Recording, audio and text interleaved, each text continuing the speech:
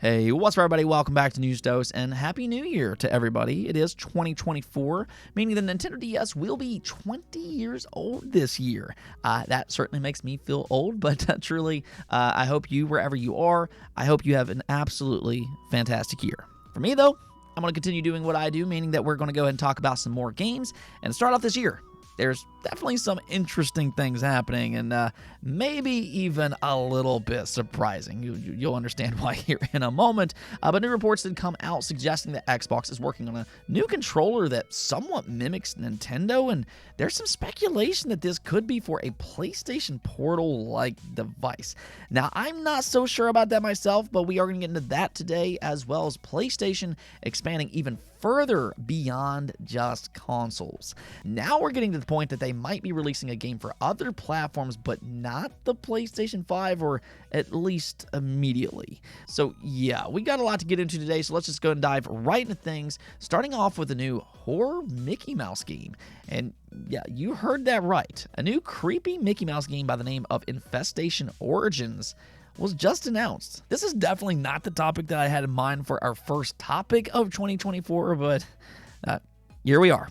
So this is kind of a strange story in how this game came to life, but essentially what happened here is that the images from the classic 1928 Steamboat Willie, which starred Mickey Mouse, is now available to the public. In other words, people can now use those images without the fear of copyright. This apparently was first announced last year, and clearly the studio, Nightmare Forge, they came in prepared, because as soon as that copyright lifted, they announced Infestation Origins. Now, this is a horror game that focuses on cooperative gameplay, and if you have any interest at all, it will be playable this year through Steam Early Access. The developers noted that it will be in early access for about 6 to 12 months, but the game has a fully playable loop, with 4 players being able to take the role of exterminators, with most features advertised in the trailer available to players.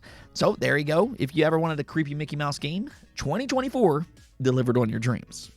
Now, speaking of 2024, one of this year's more exciting potential releases is Star Wars Outlaws. I know a lot of people are really excited about this game because from what they've shown, it does look pretty good. It's this big open world Star Wars game. It has a lot of potential based on what they've shown so far, but the last time that we talked about this game, it was about a delay. In a previous Ubisoft earnings report, they mentioned that they were going to push Outlaws to their next fiscal year to quote-unquote maximize its value creation. Now, their next fiscal year goes all the way into 2025, so, Outlaws could actually miss 2024. However, according to a new Disney Park blog post, they narrowed its release date down to late 2024. Now, they have since updated this post to remove the word late, and it only says it's releasing in 2024 now. But as we all kind of know, the internet doesn't simply forget things. Once it's out there, it's out there. Now, we can kind of debate if that was an error or not, but regardless, I think the good news here is that by all indication, Star Wars Outlaws will release in 2024. Most likely, it will be late in the year, which I would say is expected for big AAA games anyways, but this definitely is a big game, and we can now pencil it in for a 2024 release. Now, that's not the only game that was reconfirmed for 2024, though, because Granblue Fantasy Relink has finally gone gold. No more delays or issues. It is set for a February 1st release. This is according to the director and posted up by Famitsu, where he said, "Thanks to you, we have finally completed Granblue Fantasy Relink, which we have been developing for a long time. We want as many users as possible to play the game, and then we are starting something new. I would like to enjoy the release of my first title and the start of a new title with all my might." Now, this is actually a pretty big announcement if you've been following this game for any amount of time, because it was first announced way back in 2016. It was actually originally in development at Platinum Games, but once their contract ended in 2019, they actually left the project. So Cygames took the reins from that point forward, but it still got delayed 2 consecutive years in a row. It was originally planned for 2022, it got pushed to 2023, and then eventually into 2024. So, it's been a long wait for fans, but here we are, and it's only 1 month away. Even better here is that they also announced a demo that you can play this January on PlayStation. Now, they haven't given us an exact release date for that just yet, but it will include a tutorial, a slice of story, and also a multiplayer portion of the game as well. Also, any rewards that you unlock in the demo will transfer to the final game. So if you're interested in any of that, go and keep an eye out. But yeah, I'm definitely happy to say that the wait for Granblue Fantasy Relink is almost finally over, and hopefully the wait will be well worth it. Let's go talk about Xbox, though, because this has been making waves over the last few days. So apparently a patent was discovered online that shows Xbox might be working on a Switch-like controller, and it's being compared to, interestingly enough, the PlayStation Portal. You can see here posted up by Idle Sloth, Microsoft may be working on its own version of detachable gaming controllers similar to Nintendo Switch Joy-Cons, according to a newly surfaced patent documentation. The concept appears reminiscent of Nintendo's design, but with underlying technology suggesting Microsoft's alternative to the PlayStation Portal handheld. Now, I feel like that might be a little bit of a stretch here, but that's what Game Rant is claiming in their article, and because of that, people are kind of running with the idea that Xbox is making their own remote play device as a counter to the PlayStation Portal. Looking at these patents, though, I don't really see it that way at all. In fact, this exact same article went on to say this as well. The patented controllers are described as a platform-agnostic solution with a self-adjusting gripping mechanism allowing them to attach to various devices of different thicknesses. So knowing that to me doesn't sound like a PlayStation Portal. It actually sounds to me like it'll be a first-party Xbox mobile controller. And when you think about it, that does make a lot of sense. I mean, we know for a fact that Microsoft is planning to release their own mobile game store to compete with Apple and Google. That could actually release as early as this year, according to some of Phil Spencer's comments. Also keep in mind that they already invested a lot of money in Activision Blizzard, in part because of King and their mobile expertise.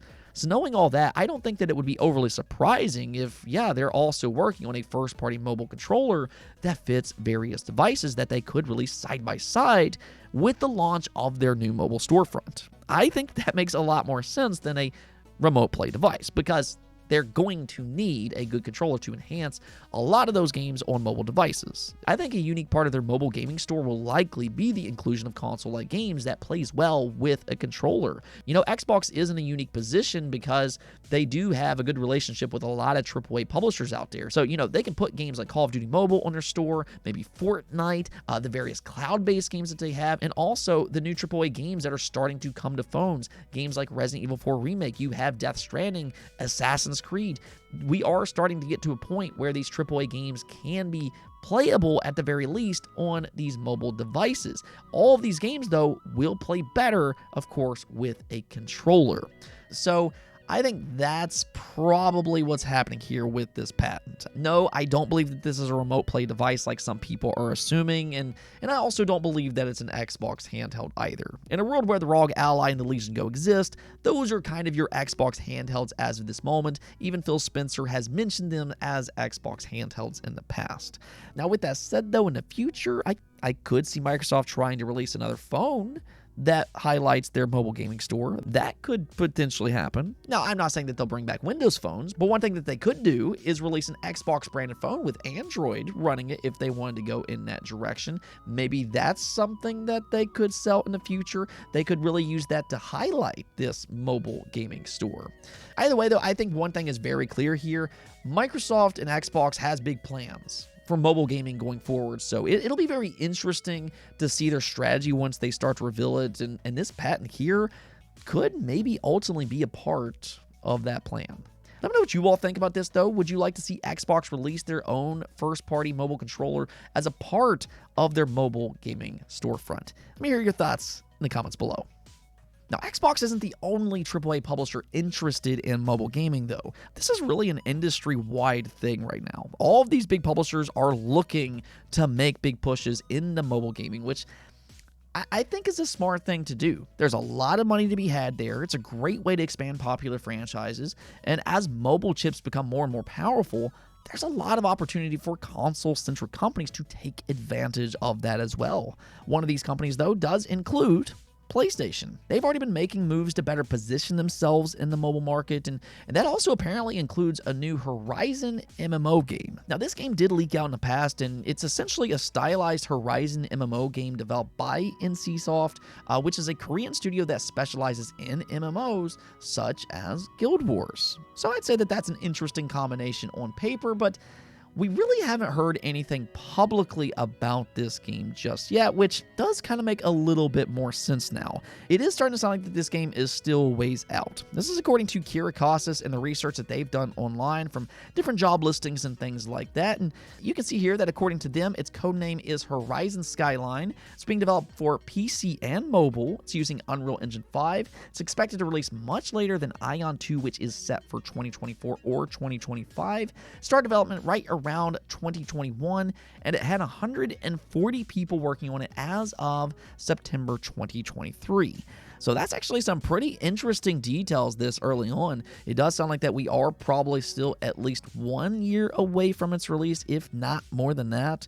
But the thing that a lot of people are kind of zeroing in on here is that there's no mention of a PlayStation 5 release. In fact, you can actually see one of their job descriptions for Project Skyline, which clearly states that they're developing an MMORPG for PC and mobile. There is no mention of PlayStation at all. So by early indications, this might actually suggest that it's not being developed with the PS5 in mind, unless maybe they're considering the PS5 as a PC.